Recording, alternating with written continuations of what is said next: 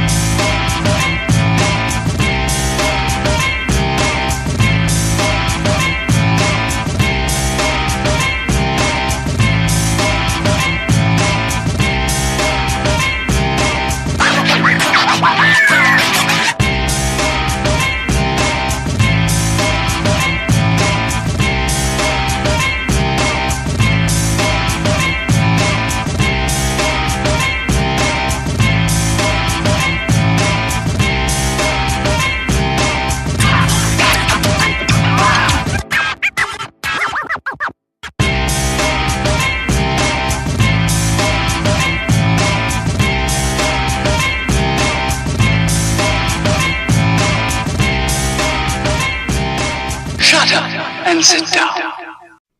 All right, good evening, everyone, and welcome inside the 360 Sports Show. We are coming to you live on Facebook, YouTube, Twitter, and Twitch. I am Andrew Pizzelli. He is Christian Lauber. Happy belated 4th of July. Happy Independence Day to everyone tuning in with us here tonight. Hope you all had a wonderful, long weekend, and it was a busy and eventful week in the sports world, mostly on the NBA side, which is, I think, where we're going to start here today. So any topics, questions, comments, concerns that you have, you can throw those in any of the comment sections of the live streams, and they will come right to us here on the live stream. Right now, we're saying thank you for watching. Subscribe to Never Miss a Show. That is true. You can subscribe to any of those platforms and the podcast through Sounder FM or wherever you get your podcasts from.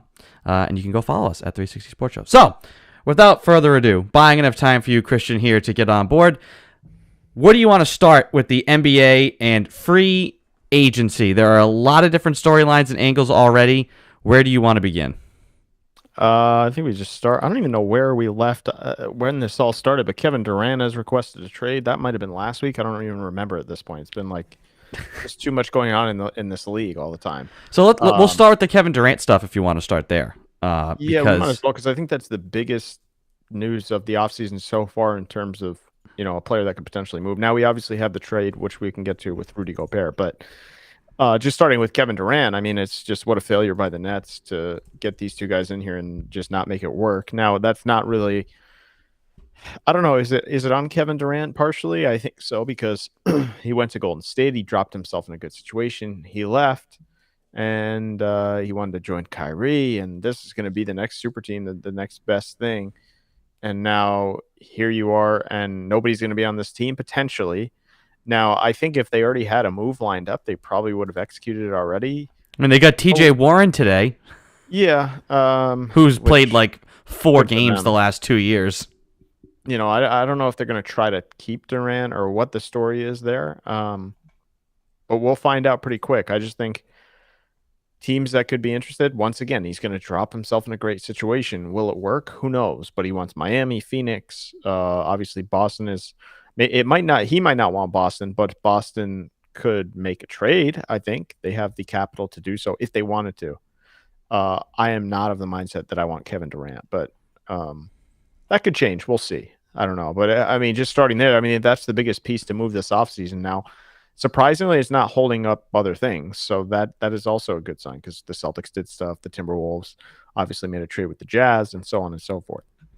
Yeah, I mean, normally you see when there's big names involved, it's like they hold the entire process hostage, and nothing happens. Like in 2010, nothing happened until LeBron, decided to take his talents to South Beach, and then, the 7 teams that felt like they were in the running, it was like, okay, plan B, and guys then moves finally started happening. Things have been happening, which we'll get into. The Durant stuff, I don't know, is he bluffing? Is he trying to help Kyrie get out of town? I'm going to leave too, and so maybe it forces, the Nets have said they want to do Kyrie. They're not going to do Kyrie any favors. They have no interest in just doing him a solid and trading him to LA. Exactly. Now I think they probably don't want to have to pay him $36 million either. So there's like so many levels to it because there's the what's going to happen right now and how all the different moves and permutations. And then, like you said, Christian, just take a step back. And again, we've said this, where the Brooklyn Nets were. The team they were building, and then they acquire Kevin Durant and Kyrie Irving. And you think, oh my gosh, championship contending team right now, as these young guys develop, how far this thing could go out. And you think like, hey, this would be a good way for Durant, which he has. I mean, they haven't won a title, but I mean, he played really well coming off an injury, as well as you can expect coming off that Achilles injury, and got to an Eastern Conference final, 2 years ago. And it's like, okay, he's kind of rehabbing his image a little bit in terms of perception. And now things go sideways because you try and get James Harden, and it all blows up. Kyrie wants to go back to Daddy LeBron and the Lakers. And now it's out there that you've requested a trade. Whether or not it ends up happening or not, it's out there. You requested a trade. That's the news, as reported by the big dogs in the sports NBA world. And like some of the preferred destinations are, oh, surprise, surprise, Phoenix. Like, are you kidding me? Like, just go join the number 1 seed in the Western Conference, which I think just has it. It just makes I feel like it just hurts his image again so much. He does not care. But like, it also is like guys like Chris Paul, who we've said like who've kind of gotten this label of loser like thrown at them, which is in choker, which is just, it's gonna come with the territory of the situations you've been in. If they like if they trade for Kevin Durant, and it's like, ooh wee, you had Chris Paul and Kevin Durant and Devin Booker and all these guys, and oh, you won a title, like all those guys. That's gonna be viewed. It will be viewed as a hollow title. But I'll play devil's advocate here. He's of the mindset, right? Probably that it's not like Miami or Phoenix has won a title, but if he drops himself in that situation, he can bring them over the top. So it's different than Golden State in the fact that like Golden State was already a wagon anyway, and then he just like dropped himself in the bucket like, here's a championship for you. What if he goes back to Golden State? That's been floated out there too.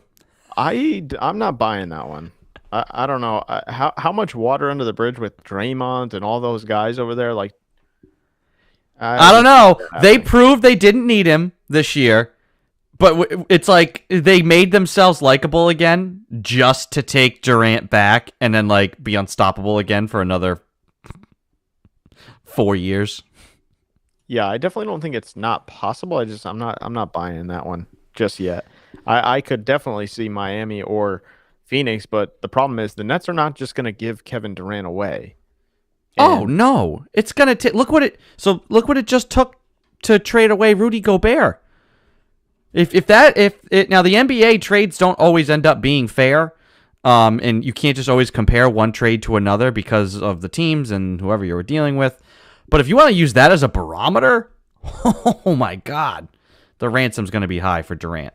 But he wants Phoenix or Miami. Those teams, I don't know how you get that done without Devin Booker or what's the equivalent of Miami? Tyler Hero? I don't know how Tyler Hero. I think Phoenix would probably have to trade DeAndre Ayton. Yeah, but he's probably going to be gone anyway. Sure, but you can you do the whole sign and trade thing. So this is what's interesting. And this is where other teams. That's not enough if I'm the Nets. That's where other teams start getting involved, is because. And this is where teams can profit. Teams like Boston, who are need to be creative, which they have been. We'll talk about that. Maybe teams like the Lakers. This is where you start getting into those weird 3-4 team trades because you need so many moving parts. And hey, teams, the Celtics have done this themselves before. When LeBron wanted to go back to Cleveland, people forget that ended up being like a 3 or 4 team trade. To facilitate all these contracts moving around. And hey, maybe you pick up a veteran, guy for your bench. The Celtics picked up Tyler Zeller, Marcus Thornton, and a second-round pick. And that second-round pick in Marcus Thornton ended up becoming Isaiah Thomas. So those types of moves straight up between two teams, especially with names this big, become very difficult because you're very rarely trading one for one. But There's going to be a way. If they really want it, they'll find a way. I do agree with you though, that going back to Phoenix or going to Phoenix or Miami would be better for Durant than going back to Golden State or going to any established championship team. Now, like, how would he be viewed aside from what it would mean, what the trade is, if he came to the Boston Celtics? Which I don't think is going to happen, but like, how would that be perceived? Neutral, to be honest with you. I don't know. In terms of the general public, I mean, I think the Celtics are one step away, but if you're giving up a big piece, which it would take, Jaylen Brown, Jason Tatum, then I don't know if it's like really, okay, it's not like he's dropping himself in front of Draymond Green, who was pretty good back in the day, Klay Thompson, Steph Curry, that team. So I would say neutral on that. I mean, I think he puts the Celtics in the talent level goes up a little bit in terms of, but those two guys are so young that's probably why.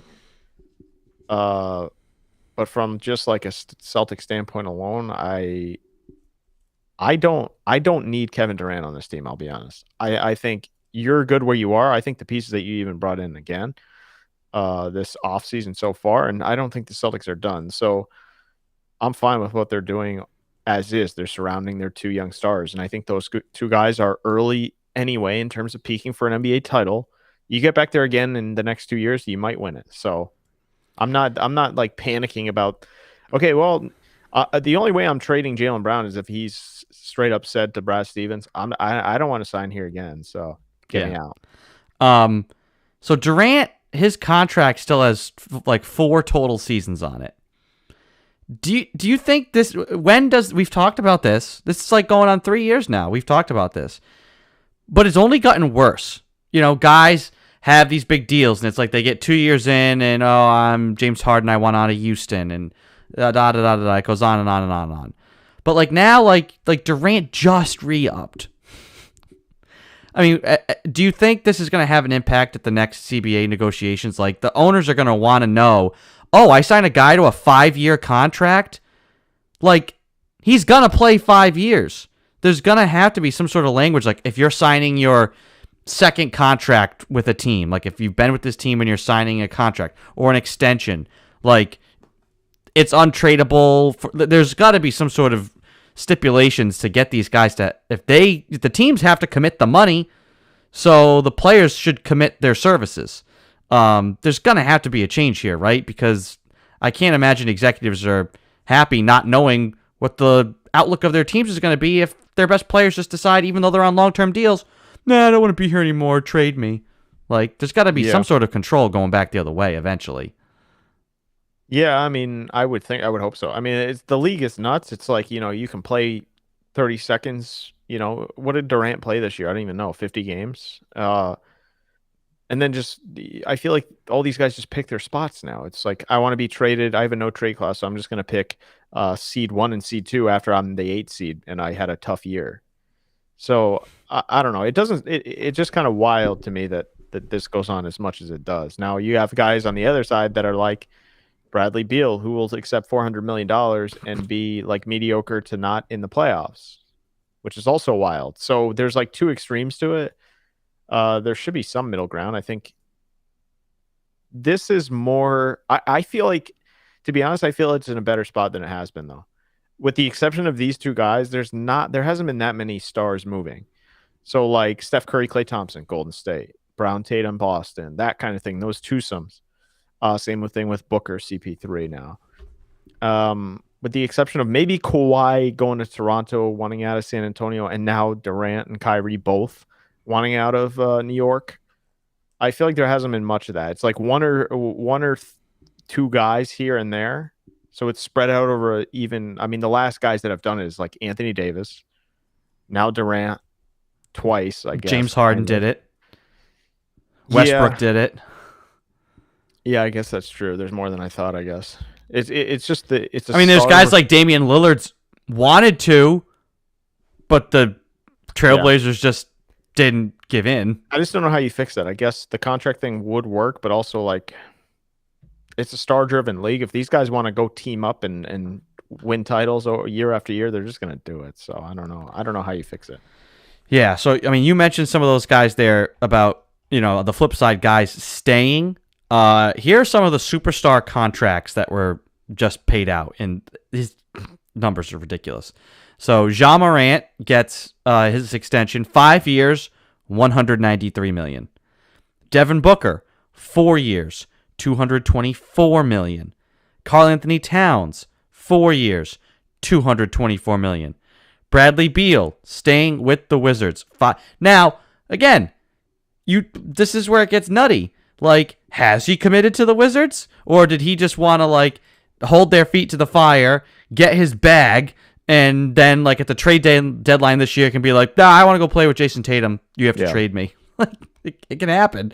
But $251 million. And then Nikola Jokic, 5 years, $270 million. The most expensive contract in NBA history. Now, I think all those guys deserve their contracts because it's at market value just in this league for superstars to keep guys on your team. The only exception in there, I really don't understand. If you're the Washington Wizards, why give Bradley Beal that contract? Like, what else are the options? I'm saying you could, if your interest is only in being mediocre, you could just sign mid-level guys and draft in the middle of the first round and just always be, especially with the play-in tournament knocking on the door. You'll be in the 11 through 7. You'll be somewhere in there in the Eastern Conference for sure. And it's just rebuilding. You're not rebuilding. You're just treading water.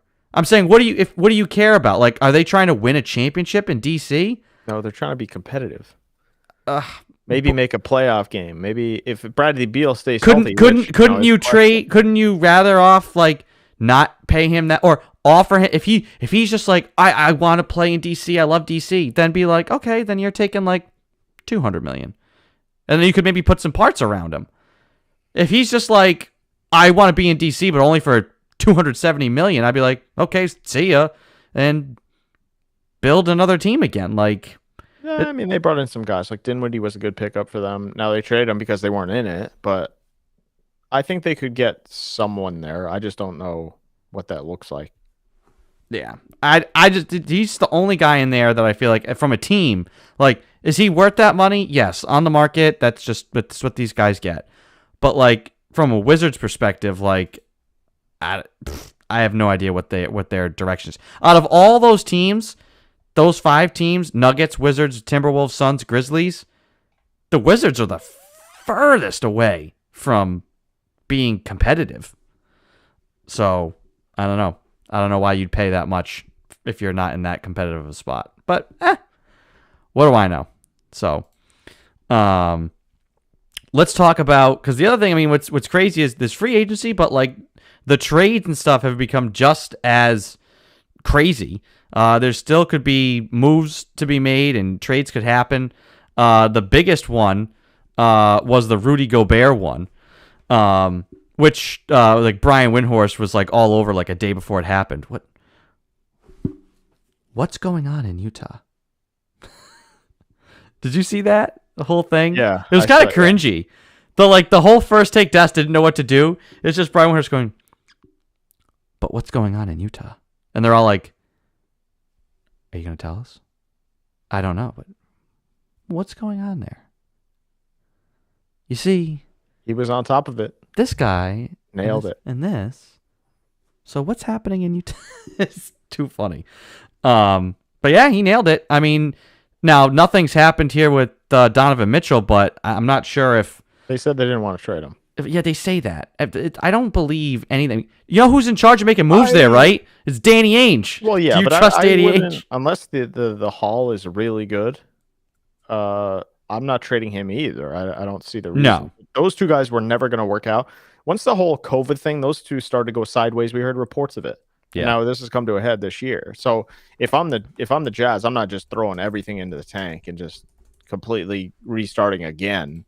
So unless you're getting like first round picks that are going to be the problem with all these picks for like the Timberwolves and all these teams is those picks are going to be so low.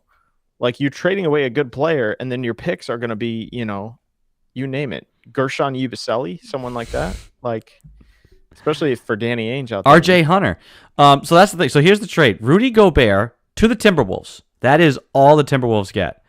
They traded Malik Beasley, Pat Beverly, Leandro Balmero, Walker Kessler, Jared Vanderbilt, and then their first-round picks in 2023, 2025, because you can't trade your first-round pick in consecutive years. Now, you could do pick swaps, but they didn't do that in 2024. They do a pick swap in 2026, first-round pick in 2027, and then a protected first-round pick in 2029. That's 5 first-round picks. Now, like you said, if you're the Jazz, those probably aren't really going to be all that good if the Timberwolves are good. Yeah. But, I mean, the T-Wolves are going all in on the double big lineup here.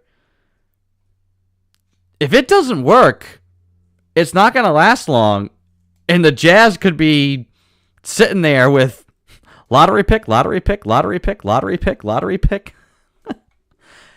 Yeah. This is a great trade. I think this is a great trade for Utah because, like you said, it wasn't going to work with Gobert, and he is not worth his contract. No way. I don't understand this from Minnesota's side. I really don't. This is not the way the league is going. I know Karl Anthony Towns can shoot threes, but if he's inside, Gobert's inside,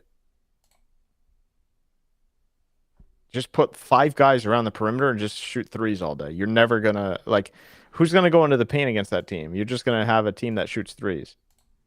Yeah. But, I know Rudy Gobert is pretty good. I don't know if he's worth all that. I just don't. I'm not sold on that. He's a really good defensive player. It's not like he's just absolutely dominating like Shaquille O'Neal prime days on offense. He's one of those guys where his numbers, like the analytics, tell you he's really, really good. But then you watch the game, and I don't see it. There was a period of time where you felt like he was this defensive force, and the numbers would tell you that he's like a really good defensive player. Yeah. But you watch the game, the eye test tells you that he's just not that dominant. He should be much better offensively because of his size, but he's not. And defensively, he blocks shots, but he doesn't. Sometimes it's just a case these guys, you've just always been so big that there's just habits. Like guys that big just stand and just grab rebounds instead of going up for them. Sure. That sort of thing. So I don't know. It doesn't make sense with the Timberwolves team. That's just my opinion. If it was if say he was traded to Boston for whatever, it would make a lot more sense. Now, obviously, Rob Williams is there as well, but you're never gonna have those two guys on the floor at the same time. You're gonna have Horford and Gobert, just as an example. Yeah. But having Cat and Gobert on the floor at the same, that's not gonna raise you to a level of championship caliber. So no, teams because maybe even you just go back maybe 6-7 years ago. You don't have to go back 15, 20 years. Just go back 5-6 years ago. Probably most teams didn't have the depth of three-point shooting. Some of the elite teams may have, but you could get away with having two bigs out there, true bigs out there, and not getting just destroyed from the three-point line or with pick and roll. Yeah. In today's league, everybody can shoot a three. If you're a wing player, a point guard, you can shoot a three. So you're just going to get high pick and roll to death, and you're going to be giving up mid-range shots and threes over and over and over because those guys are going to have to – you're going to switch. They're going to see – hey, I'd love to see it maybe work. I mean, maybe it does. They're zigging when everybody else is zagging. Honestly, maybe it does work because Karl Anthony Towns is going to play perimeter now. Maybe, yeah. And you have Anthony Edwards already. So I do like those two. Those two pieces are huge. They're fantastic players. The Rudy Gobert part is just interesting. So they could make it work easily. It could go the other way and they'll just win 60 games or something. Yeah. In the regular season, then losing the first round. Well, probably, yeah. No Pat Bev anymore to celebrate the playing games. So yeah. So on to we'll discuss now the Boston Celtics, who made some, as Nick pointed out in the comment section, Brad Stevens, Executive of the Year incoming. They have a lot of different chips in the bag that they could have played between these trade exceptions, some coming up due here in the next week, and money, and you allocating this sort of tax money and this and that. And from the very beginning of Brad Stevens being an executive, he has shown a willingness to be more creative than Danny Ainge was at the end. And they are making smart and creative moves with how they're moving around the money and playing around with the contracts and all of these things.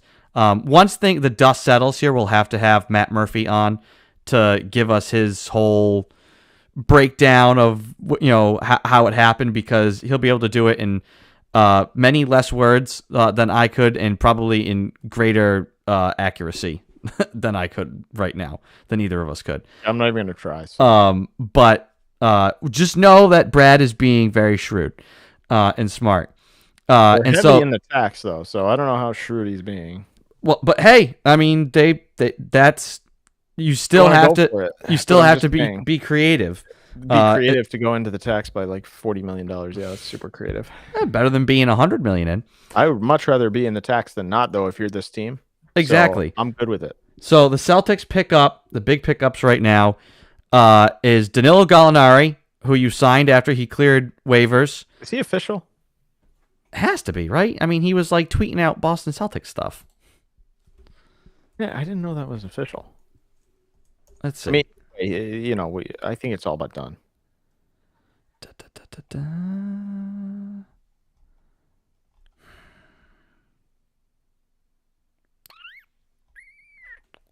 I just have it as rumor. I don't know. He plans to do it. I don't know. Who knows? So maybe there's something. I mean, yeah, I guess the latest stuff is all just like play. But I mean, I saw him tweet out like a thing like he was like working out in Boston already. Like, oh, I mean, I'm sure it's pretty much done, but so if it doesn't happen now, we'll be very perplexed. And then the other one is they trade for Malcolm Brogdon, which is a name that we've discussed. And people discuss Brogdon as like, oh, replace Marcus Smart with Malcolm Brogdon. Instead, the Celtics are adding Malcolm Brogdon to this team without getting rid of any of your core players. So you have Marcus Smart and you have Malcolm Brogdon. Go ahead. Go ahead. I had to sneeze, my bad. For now, I don't know. Like one of those guys might be on the move. Who knows? I mean, you have Brogdon, Smart, and D White. So all three of those guys. The only part of this that I don't understand is so redundant. And also, JD Davidson, is that his name? You just drafted a kid. So I would think there's something else coming, or you do something like you did this year, where you sign Schroeder and you sign these guys, and then ship something out. At the midway point. Yeah, could, but I mean, I think at the end of the day, you really liked the team you had last year and you just needed like an extra piece. And if Brogdon is happy to at least begin the season, now as the season goes on, roles can change. But if he's happy to start the year as sixth man, I think that, I mean, there's talk, Nick already points out here, does Brogdon start? I'd move Al to the bench. Can't imagine Brogdon being sixth man. It all depends. I mean, they'd have to kind of change their lineup, because I don't know how often, now the league is getting smaller and smaller by the day. Can Jason Tatum play the 4? We saw Jason Tatum wear down through a long playoff run. Do we want him being beat up playing power forward for a whole season? Is it even truly power forward anymore? But, hey, Jason Tatum now is guarding Karl Anthony Towns if you're playing the Timberwolves, if you have him playing the 4. Now, maybe in a game situation like that, you do start Al and Time Lord. You go to your starting lineup that you had this year. That was like the best lineup in the NBA. I don't know if you want to start Brogdon and you have Smart, Brogdon, Brown, Tatum, and Williams, Rob Williams. Either way, I love having him on this team, and I think you keep all those guys. You needed an extra guy. You said you didn't want him like a week ago. I didn't want to swap him. I didn't want to get rid of Marcus Smart for Malcolm Brogdon. No, What you are gave up you pretty much nothing. what are you accomplishing? You gave up Aaron Nesmith, who, like, maybe he does figure it out. Where are the tears for this one? Maybe he does figure it out. Be a sad But day you know for what? This is a sign that the Celtics are saying, you know what? We know we're this close. We're not gonna like hope for development out of Nesmith or some of these end of the bench guys that we like kind of like. Nope. Get them out of here. Bring in a veteran.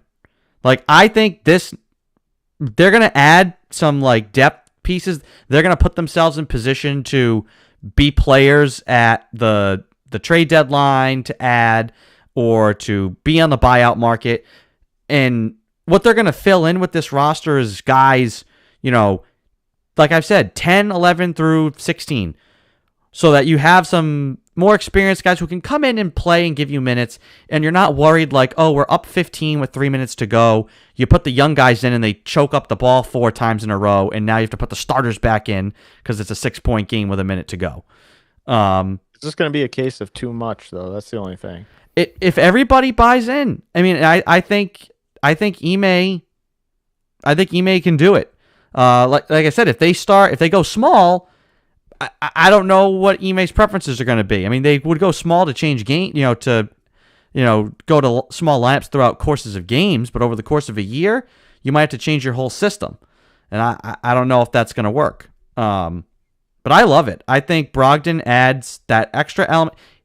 You could have a game where he's going off, and he's the bench guy that gives you 20 points if he's on the floor. And this helps a guy like Peyton Pritchard, who has had big flashes, and then helps him or hurts him. I think it helps him. He's never going to see the floor. But he is a guy that has already had to go through that. Like he saw a ton of time his rookie year. Then he kind of hit the wall and had a bad start to his second year, got going, and then struggled later on in the Heat series and struggled in the finals. I think now you have him being like the third point guard. Like, I'm happy with Peyton Pritchard coming into a game if Brogdon and Smart are involved. You know what I mean? Like, he's more reliable. If he buys in, I think all these guys are. You have a lot of redundant. You're expecting a lot of buy-in, which if you want to win a title, it's gonna take that. But you have a lot of redundancy. Grant Williams, Danilo Gallinari. Now those two guys, Gallinari, I think is flying under the radar here a little bit. I like this pickup from an offensive standpoint. His defense is just putrid, but you can hopefully cover him up with other guys. But his shooting is going to help you tremendously, especially late in games. He might be a guy that's on the floor if you need a basket. He's a guy that can stand on the three. He'll help Tatum and Brown tremendously. You could honestly throw out a lineup if you ever needed to of Horford, Gallinari, Tatum, Brown, and Smart. Something like that. Maybe Brogdon as well. If Smart's out, Brogdon's in, something like that. Now, supposedly, I honestly don't care about the lineup right now. That's for Ime to figure out. The moves themselves, I think Brogdon is phenomenal. That's why I mentioned him a couple of weeks ago, because this is a guy that was kind of stuck in Indiana, and now he's not playing a lot of games. He played 36 games last year, so he does have injury history. But you got him for pretty much nothing. Oh, yeah. So for the salary and what it is, I will definitely trade Tice. I will definitely trade a useless pick and Aaron Nesmith. So I do think Brogdon will help you. I wish he would start, kind of. That's where I'm at, but you have Smart already there, so I don't know how that goes. Nick says, Gallinari reminds me of a pre-injury Hayward. Don't go there. Hayward's a much better player, but when he was in his peak. But Gallinari, again, he's an offensive specialist kind of guy. Which is what they've needed. They missed it in the finals for sure. They missed a guy that could just stand out there and shoot. Grant Williams kind of fell a little bit off, fizzled in the finals. Derek White, another guy. So now you have Brogdon, you have Pritchard that could be a backup. And then Grant Williams and Gallinari can do different things. Grant can still shoot. I think Gallinari's probably the better offensive player. Grant's probably the better defensive player. Actually, not even probably. That's definite. So those two guys can interchange, and then you have Al as well. So there's a lot of redundancy. I'm not sold on the buy-in yet. we'll see how it looks with Ime. How can you know. say it's redundant though when it's like they got two pieces that are things that we've said they needed? Did you want them to like get rid of Derek White and get rid of Grant Williams to bring in Brogdon and Gallinari? Wouldn't you be saying they needed an extra piece then, like later on in the season? That doesn't mean it's not redundant. So now I just worry that someone's going to be pissed off. So that's Grant Williams not getting enough playing time, or someone like Gallinari, who's a veteran, not getting enough playing time, or Derek White sitting behind Brogdon now, and maybe Pritchard gets pissed off because he's number 4 or 5. So the redundancy is there. I like the moves that they made. I just think there might be one too many guys, but that's for them to figure out, not me. So I don't really care. And again, I don't care about the lineup. I think Ime will figure that out, hopefully. I just think you have.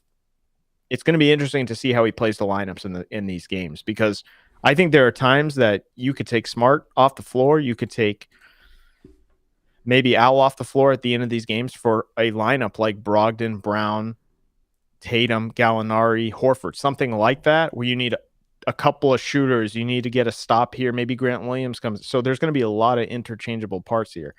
Someone not getting pissed off, I'll be surprised at this, because they have a lot of guys in similar spots. So that's White, Smart, Brogdon. That's pretty good in terms of a backcourt. The only other thing I'll say is I think you can rest Tatum and Brown more in the regular season, which will help you in the long run. Yep. Because those guys played a ton of minutes, especially Tatum. I think he played more minutes than anybody else. And hopefully you can get into a spot in some of these playoff series now that you have more guys, because that's the ultimate goal. And you have, I'm not too worried about Brogdon and Gallinari buying in. I think those two guys are at least seasoned enough to, they already know their role in the league. Whereas Grant Williams, Peyton Pritchard, they're trying to make a name still, trying to get a contract, their next contract. So those two guys could potentially. Now, if they buy in, the team is stacked for about 10 players deep. So if they buy in and everybody's healthy, I think now you have more options because of a lot of injuries. But they should be wall-to-wall one of the best teams in the league. I mean, just looking at the roster. Yeah. Nick also does say, still need another big man, though, which I'll agree with. I think they need another, just somebody to play legit center. I don't think they're doing it, though. Probably not. They're looking at positionless. That's what they're. I mean, look at the roster. It's just. Well, I think you need somebody else to play truly behind Rob. Like, I 100% agree. That's why I like both of the moves, but a guy like Thomas Bryant or a veteran minimum guy like that to sit behind Rob just in case would have been nice. It could still happen. I think that's still gonna happen. I think that's probably gonna be. Yeah, but I don't think it's gonna be any big piece. I think they're going small. Oh, it's not gonna. I just mean, give me somebody who can come in, play 10 solid minutes of defense, and is gonna get rebounds. Don't even give me Kendrick Perkins. Like, that's literally all you need, is somebody who's just gonna be mean, get rebounds, and set screens. And for 10, 15 minutes a game, then when Rob's not on the floor, that's it. If you even, if you don't want to go to a smaller lineup and shift Al over or shift somebody over You're gonna have to play get rid of 5. someone, though, in order to do that, I think. Maybe because not. You're already signing Sam Hauser, and then you got 11, 12 guys there already. So I don't know who the hell else. I'm saying maybe not. I mean, this is where, like, and I have no idea. I am not as familiar with the rosters on the Lakers or the Jazz or any of these other teams who maybe, or Phoenix, who want to get in on some of the, who are trying to make these, like I said before, two teams are trying to like swap superstars and you need a third team to help you make it work.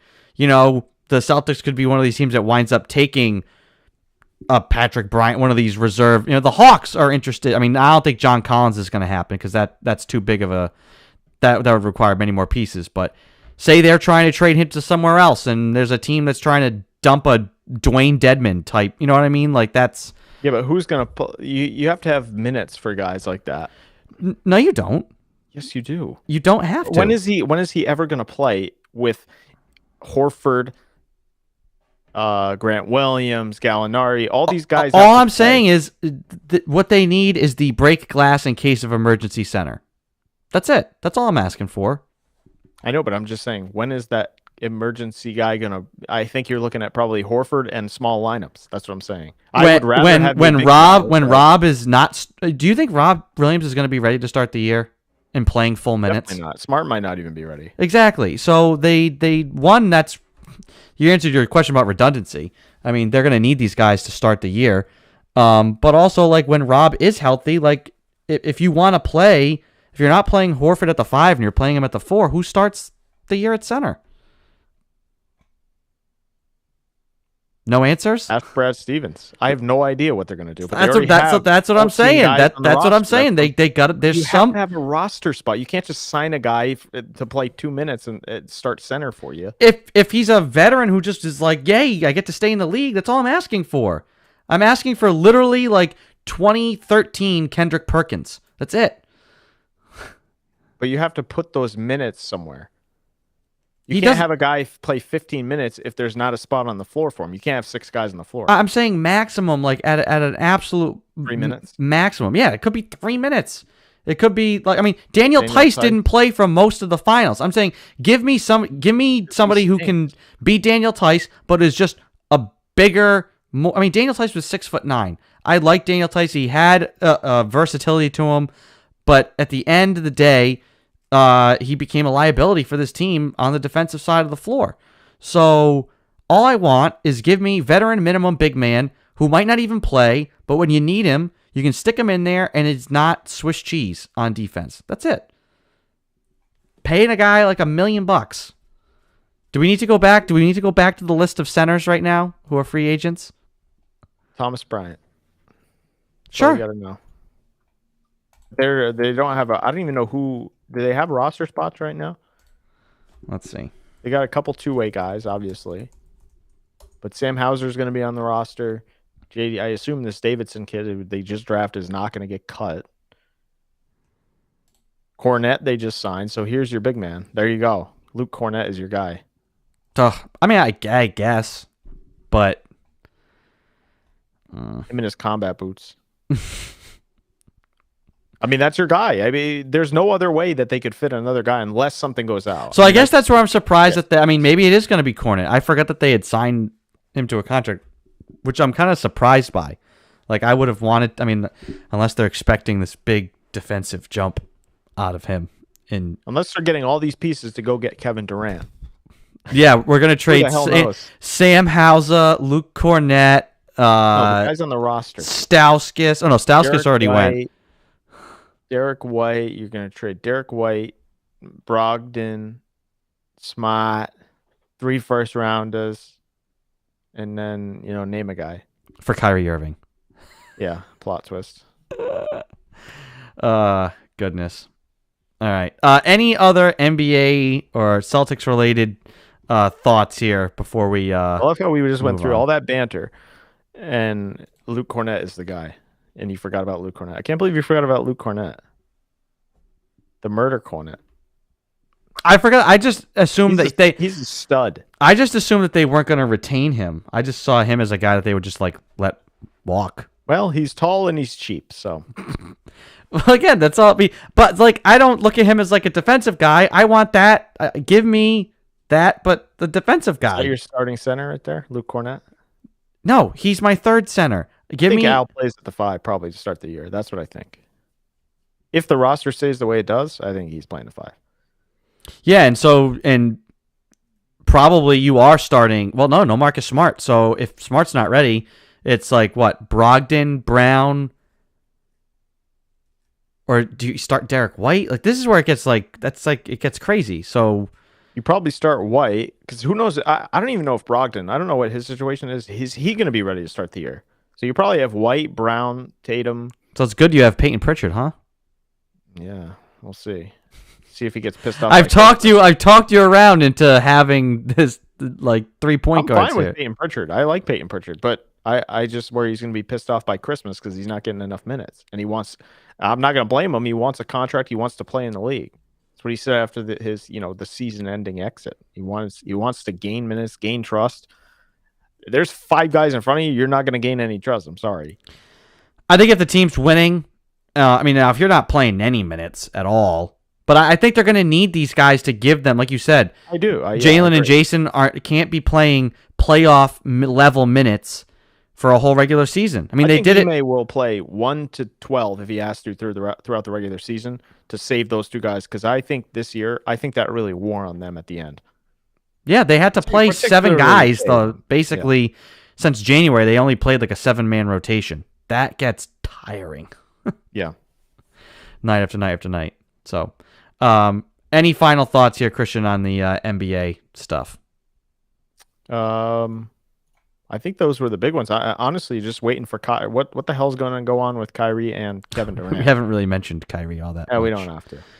He wants to go to Los Angeles. When he moves, he moves. Yeah, that's true. We can't talk about him too much because he's locked away. He's locked away in the ball locker. In the ball locker. Who's in there right now? The Patriots are in there. I think the Patriots might be in there. The Patriots are still in there. They got to come out pretty soon because Mac Jones is showing some guns. He is looking good. In Instagram, are you believing like the Instagram video hypes? Yeah. Is that what it is? I don't think you can Photoshop a video. Maybe you can. I don't know. Have you not been paying attention? You could totally. You don't. I don't. He wouldn't do that. It's all raw. He wouldn't do that to me.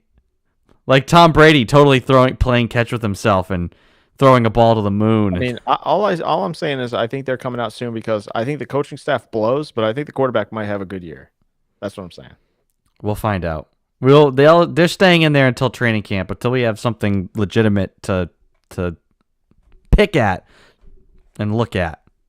I'm not gonna. Show. He's got a Mac Jones gun show because he's got like. All right, I haven't seen it. I haven't seen it, so I have to look. Can I just Google Mac Jones gun show? I don't know what that's probably not a good thing to Google.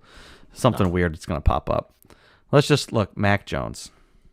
The muscles are out. We're not talking about the pages. We're strictly talking about Mac Jones. No, all I'm saying is he looks like he's in.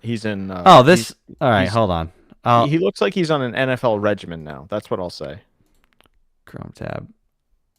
We'll share this here. Is this what you're talking about? This here? Yeah. He looks in much better shape than he did last year. I'll say that. Yeah, for a minute I didn't even think that was Mac Jones. It's like maybe it's just the camera. Like his face looks longer. Yeah. And that's great. It's not going to matter if his offensive line can't protect him. I'm not worried about the offensive line. I'm worried about Matt Patricia calling plays and getting him killed back there. We'll see. What is this? Noble, that's his brand. Oh, okay. I was gonna say, what's the hat? You know, Noble. He's got shoes and all this apparel and stuff. Is that a Toyota behind him? What is that? Yeah, I think that's a Toyota. Looks like a RAV4 maybe. Where is he? No, it might be a Jeep. Is he like outside of D'Angelo's here? Like where is this? He might be. I think he's in LA somewhere. Okay. This is what the NBA and NHL offseason looks like. Us dissecting Mac Jones videos or pictures. All I'm saying is a guy looks like he jumped on the regimen in the NFL, and that is encouraging to me because I think he has. You mean you didn't want to see a picture of him like actually at like Popeyes, like wolfing down a spicy chicken sandwich, like looking after the way the season ended last year, like James Harden last year, the preseason. I would have come in 400 pounds after the way the last season ended, where your defense literally couldn't get a stop.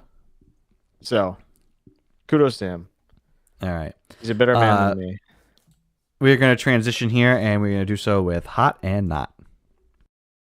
It's time for Hot. Hot. You want to talk about hot? Hot. Please stop doing that. Doing what? Continue. Go ahead. And not. God, is he a moron? Oh my God, he doesn't shut up. It's so stupid. Stupid decisions. Dum-dums. The naughtiest knot of the year. Oof. Suck fest. Suck sauce. On the 360 Sports Show. All right, Christian. Hot and not, the good, the bad, the ups, the downs, the pluses and minuses. Start us off with what was hot for you the past week, besides the temperatures. I am going the Bruins. They've been on my not list a few times, but I'm going the Bruins because they hired their head coach recently, Mr. Jim Montgomery, who I was fully expecting David Quinn. Here comes run of the mill, just here comes a nice dud of a season. And Montgomery, I like. I think this is a pretty good hire. Now it could obviously go the other way. He's had some issues in the past, but that's not to say he shouldn't get another shot. And at every level of coaching so far, he's done a really good job. So I was fully expecting something very like Don Sweeney to come in here, like they're drafting like a head coach in the first round that should be in the sixth, like David Quinn, someone like that. So I like the Montgomery signing. I think it's 3 years. It obviously could end much quicker than that. We all know how it goes, but in terms of what this team needs, yeah, I'm going Bruins because I credit them for making this type of move. Where has he was in St. Louis, St. and Louis, Dallas. Yeah. right? How do you think he's going to handle a sports city like Boston? I mean, this is a thing that I think any player, any coach, it is just different here. The engagement of fans, of media, the scrutiny, the pressure, it is real. Some can handle it, some cannot, and that's hockey, basketball, baseball, football. It's all the sports. Is he equipped to handle that? I would say, yeah, probably. Look, I think it's more of like, how is he going to handle the players around here, than anything. Like the media, I think are pretty good for the most part for the Bruins. I don't think it's not going to be like any John Tortorella situation. So I think he'll handle it fine. I don't know how much in terms of experience he has with being in front of the camera like that. I assume it's enough anyway. But being not a head coach yet, I mean, that's a different animal. So he'll have some staff around him though. So I think he'll be good to go. How is he going to be with the players? Like, what kind of I don't know enough about. I know in general about him, but Yeah. what kind of coach is he with the players? Is he going to be more of a rah players coach? Is he going to be? Are they essentially just getting the same guy that they had with Cassidy, but just in a different voice? What kind of coach is he? No, it's definitely not Cassidy. I think he's a little more like, I don't want to say player friendly because I don't think Cassidy was that bad, but he's a little bit less of a hard ass in terms of like, he's not going to go to the media and just call you out and rip you a new one. He'll talk to the player probably, and more of a player's guy, I would say, than Cassidy a little bit, at least like from the outside. Like, I don't know, I'm not in the room. I think Cassidy did a good job here. I'm alone in that. It feels like in terms of like, management doesn't think so, but they're not just going to hire another guy that's going to be the exact mold of Cassidy. And a guy on the team has already rescinded his trade request. So that tells you everything you need to know. All right. For me, I had two things on the hot list. First was the United States women's national soccer team. Carson Pickett became the first player with a limb difference to feature for the U.S. national team. She has basically half of her left arm. Now, I know it's soccer, and you don't need people to say, oh, what do you need your arms for? It's soccer. Listen, it's still a game played by people, and there's a lot of pushing, shoving, us. And either way, if that was the case, this wouldn't be the first time this is happening. I think this is awesome for her and the sport. I think there's a lot of times there could be this stigma about an athlete who has a limb difference, whether it's not they're missing a whole limb or they have just something wrong that, oh, well, they should have their own league. They don't have to play against the quote unquote normal people. So for her to be breaking that barrier and saying that doesn't matter. Now we've seen this in the NFL with what was his name for the Seahawks? He had his brother. Him and his brother played together. His brother had I think it was left hand. You're seeing more and more of this, which I just think is awesome. The breaking the barriers and proving that one, it's just inspirational. Like, you're missing half your arm and you're still playing professional sports at an elite level is inspiring. And to be breaking down the barriers of, oh, well, they don't get to play with everybody else. If you're good enough, you're good enough, in my opinion. Yeah, 100% agree. I mean, I think it's awesome. I think that you see this a little bit more now. You just mentioned it. There's a couple players like this that are like ridiculous at their respective sport. So like, I don't think it should be any different than anything else. Like allow the guy to play if he can play. You saw it in the NFL. Yeah, as Nick mentioned, Shaquille Griffin. Shaquille Griffin. Yeah, I just pulled it up too. Yeah, thanks, Nick. So, and there's a young kid playing basketball, I believe, too. I don't remember his name, but another guy that looks like he can, just play in the league. I mean, it's just. Oh, we saw the video. We had it on the hot list, I think, earlier this year. Yeah, I think you're right. Yeah, the kid who was like a high school kid, he was getting taunted the whole game by some guy under the basket, and then he like stole the ball and then windmill dunked on a kid, then pointed right at the kid who was heckling him and told him to shut up with his what? Oh my god! Like, yeah, dude, you want to come out here? Yeah, that's cold. That is cold. But yeah, we're seeing it more and more, and I think if you can play, you can play. It doesn't matter. And then my other one was kind of more of a fun one. I know I sent this to you, Christian. I saw this online and had to show it. So this is just talk about working smarter, not harder. This is a dad who's got a wiffle ball, like a baseball, on his fishing rod. Yeah. Kid hits it, he just winds it back in. That's genius. I mean, that's the way to go. Unbelievably. Now, I would say you get the other kid to go out there and play outfield. Teach him how to field the ball and throw it back in. But he looks like he's a little younger. He's the younger brother. He's the hype man right now. He's hyping up his older brother who's at bat. But for the dad, oh my God, 10 stars. 10 stars for the dad. That's awesome. 100%. Why work harder when you could just do this? Nice lawn chair, fishing rod, you're good to go. Yeah. I mean, also look at that lunch angle. I mean, this is one of these like 10 years from now, you're gonna be like, hey, remember that kid who like was in that video, the dad with the fishing rod? Yeah, like he hits like 50 home runs now for like the Padres. The only thing I could say to improve this is when he's rolling it in, have him hit it again. That way you can simulate like a pitch, right? Oh, you need, yeah. He has to. Dad's gonna like really lift up that rod as it's coming back in. Get some speed on it. Good workout for both parties. All right, now for your favorite part of this, Christian, the knots. To be honest, it's not really my favorite part this week because I don't know, maybe I missed a few things, but I don't really have much for the knot. So I'm gonna go you. You're on my knot list this week for forgetting Luke Cornett. There you go. It just happened. Really? Is there? Did I hit a nerve here? Is there a romance between you and you have a thing for the murder cornet? I just think it's funny. You were we both went back and forth for 10 minutes about a big man, and they have one. Guys, there's like it's like that third person. Guys, Luke's.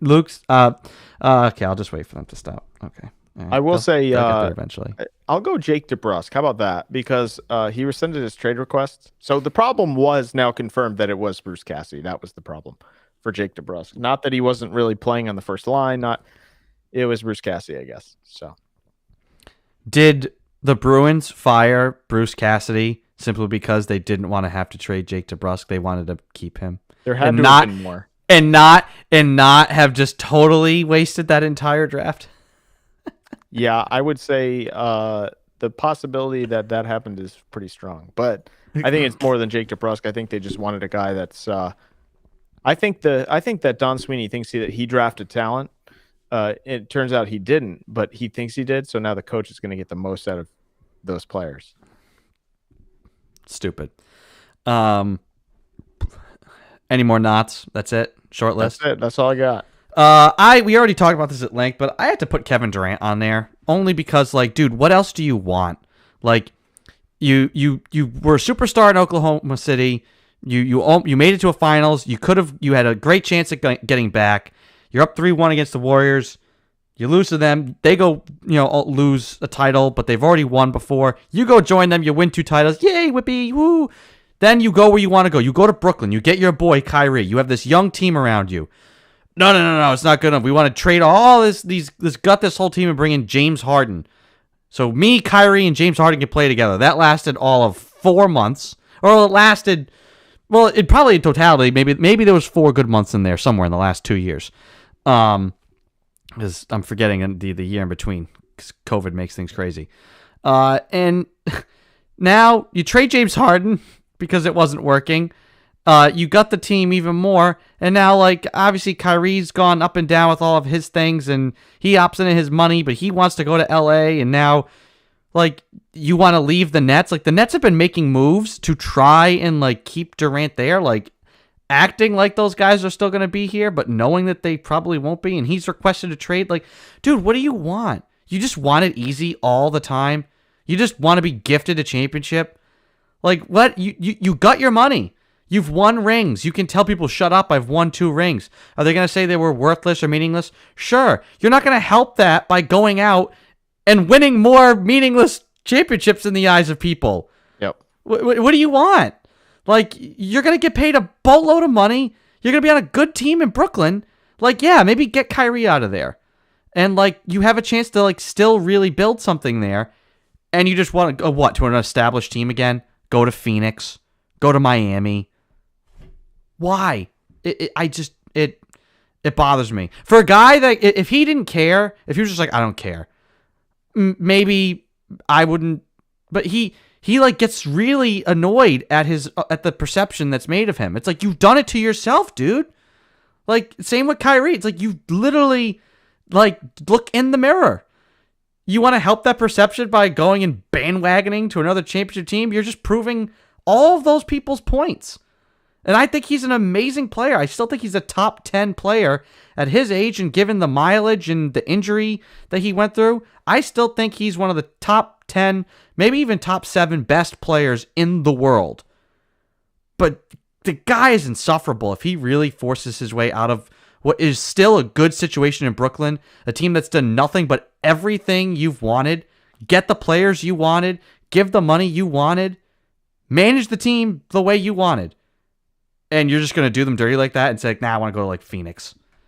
Ugh, insufferable. Welcome to the NBA. I know, but it's reaching another peak point of insufferableness. We'll add that to the hot and not teaser. Insufferableness. So anyway, that was on my not list. Christian, do we even really have that much more to discuss this week between hot and not? Most of it was NBA related. Anything else big that I may be missing here from the past week? I added it to hot and not. It was just the coaching hire for the Bruins. Obviously, Montgomery, former head coach of the Stars, bench coach of I think he's assistant maybe at St. Louis. Obviously had his issues before, but he was that was the other big story that I had. Now we'll kind of see where it goes, but Celtics and Bruins both making a couple moves over the last week. Outside of that, the only other thing that I did see was the CTE news from Demaryius Thomas today. Yeah. He had CTE stage 2, I believe. Yeah, it's sad. I think the NFL could do more here, and I think players. Des Bryant, I believe, spoke on it, had an Instagram post as well. So it's sad that these guys are. I don't know if maybe he did speak out about it, but Demaryius Thomas, if I'm wrong, correct me. But I feel like these guys are kind of afraid to speak out about this issue that's still ongoing, and this is why careers and lives are cut short, as Junior Seau and all these athletes. So I feel like there's more that can be done here. I don't know what that looks like. I'm not smart enough to figure those things out, but yeah, I mean, it's unfortunate that seeing that news, about the CTE, it's like not surprised. Who knows? I mean, the NFL, at least they have. I mean, they had to. They started to do more, and I think honestly, though, the biggest thing, it's not going to come down to the NFL. And what they choose to do. The awareness, the growing awareness, and I just think less and less people might play football. And you're going to see the talent pool erode, which means the product erodes. And it won't be right away. There's still a lot of people playing football. But you're going to see less and less people play the game because of it. I mean, it is a gladiator sport.